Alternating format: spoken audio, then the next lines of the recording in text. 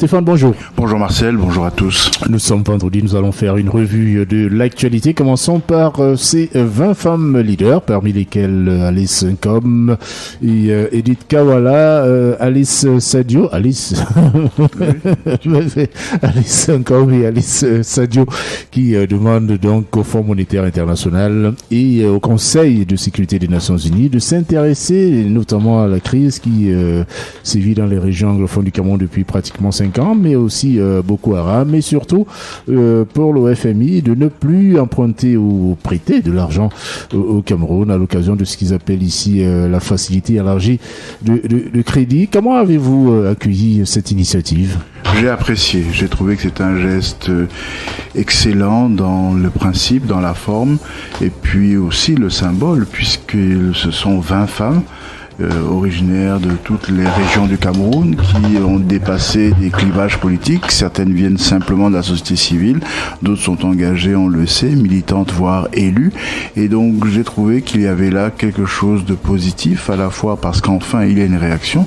Les autres, les hommes, n'ont pas fait aussi bien, et en plus le propos est pertinent parce que sur les 2 points essentiels que vous avez soulevés, il s'agit effectivement d'interpeller la communauté internationale en ce qu'elle a de formel, le Fonds monétaire international et le Conseil de sécurité des Nations Unies, pour justement que ces institutions regardent le Cameroun autrement que sous un œil marketing plein de slogans et aussi de facilité ou de faiblesse. Et ces lettres, il faudrait bien préciser qu'il y a une réunion du Conseil de sécurité prévue lundi 7 juin, donc au siège des Nations Unies à New York, une réunion au cours de laquelle un rapport sur la situation de l'Afrique centrale devrait être présenté donc devant ce Conseil de sécurité par le secrétaire général de l'ONU. Et il y a cette négociation qui vient d'aboutir entre le Fonds monétaire international et les autorités camerounaises pour le renouvellement pour 3 ans de ce programme d'ajustement structurel. Je pense que c'est comme cela qu'on l'appelle. Ce sont donc ce calendrier qui justifie la sortie de ces dames qui tombent, vous l'avez bien dit, fort à propos. Évoquons un autre sujet assez sensible ces dernières années, cette dernière année ici au Cameroun, c'est la mort du journaliste Samuel Ouazizi. Il avait été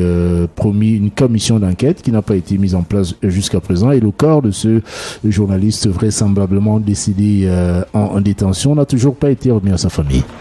Oui, alors là aussi, il faudrait plus que simplement le dire, il faudrait le dénoncer à la façon des 20 dames qui se sont prononcées sur la situation du Cameroun. Je crois que ces silences à la fois révèlent une lâcheté d'une certaine catégorie d'intellectuels qui sont plus peut-être occupés par leur silence pouvant leur permettre d'obtenir de confortables sièges dans le système gouvernant, ou en tout cas qui ont d'autres sujets de réflexion et qui les éloignent de ce qui pourtant fonde une république, c'est-à-dire la défense des droits, la défense des libertés et le respect de la personne. Donc malheureusement, on ne veut pas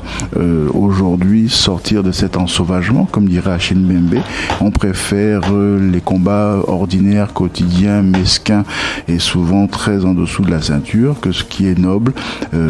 qui construit la République et qui fonde effectivement ce qui est notre sécurité, c'est-à-dire le respect de nos droits. Vous avez interpellé les organisations, les intellectuels notamment, mais que font les syndicats de journalistes dans cette affaire ? Voilà, c'est à ce niveau que tout se pose comme problème. On a l'impression qu'il y a un État qui est organisé dans une forme de désorganisation que l'on connaît, parce qu'il n'est pas suffisamment organisé pour nous apporter le mieux-être, il n'est pas organisé pour notre sécurité, il n'est pas organisé, sauf pour voler, comme le soulignait Alice Nkom et ses amis, pour prendre l'argent du FMI et financer la guerre dans le Nozo contre Boko Haram, mais il n'est pas organisé pourtant, et il est le mieux organisé en dépit de tout cela, parce que face à lui, les corporations, les syndicats peinent à faire front et à défendre les intérêts qui sont des intérêts particuliers. Les syndicats pour des catégories professionnelles précises, les corporations dans le cadre de l'exercice de professions libérales segmentées, médecins, avocats, pharmaciens, que sais-je encore. Et donc finalement, l'État profite de notre faiblesse à tous et de notre absence de sens commun, justement, de combat partagé pour faire sa loi ou imposer son désordre, et c'est ainsi qu'on le paye, et qu'on le paye très cher à tous les niveaux, et pas simplement s'agissant de nos libertés. Et puisque nous sommes dans une revue de l'actualité de cette semaine, évoquons également cette sortie de la délégation départementale du Mouvement pour la Renaissance du Cameroun, du NUN, c'est dans l'ouest du Cameroun, qui annonce des manifestations sans toutefois indiquer de date ni de lieu pour demander la libération de leurs camarades qui sont emprisonnés depuis le 22 septembre de l'année dernière.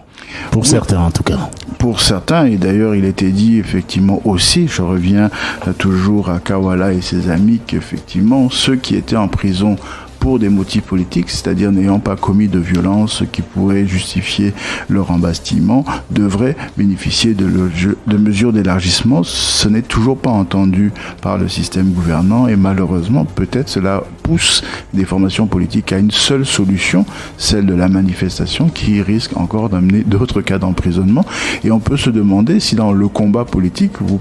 signalez tout à l'heure l'apathie des syndicats, le grand silence des corporations, peut-être il faudrait qu'ils sachent et qu'ils apprennent et qu'ils essayent de développer d'autres moyens de contestation, parce que finalement l'État a pris l'habitude, c'est devenu une sorte de routine, de voir des gens, quelques-uns, ils ne sont pas nombreux, cela ne fait pas foule, cela n'impressionne pas, de descendre dans la rue, et il n'y a pas, au-delà de la petite émotion, de quelques jets de gaz lacrymogène, il n'y a pas de rapport de force renversé au point où effectivement cet État se remette en question, rediscute de ses positions et éventuellement s'ouvre à la discussion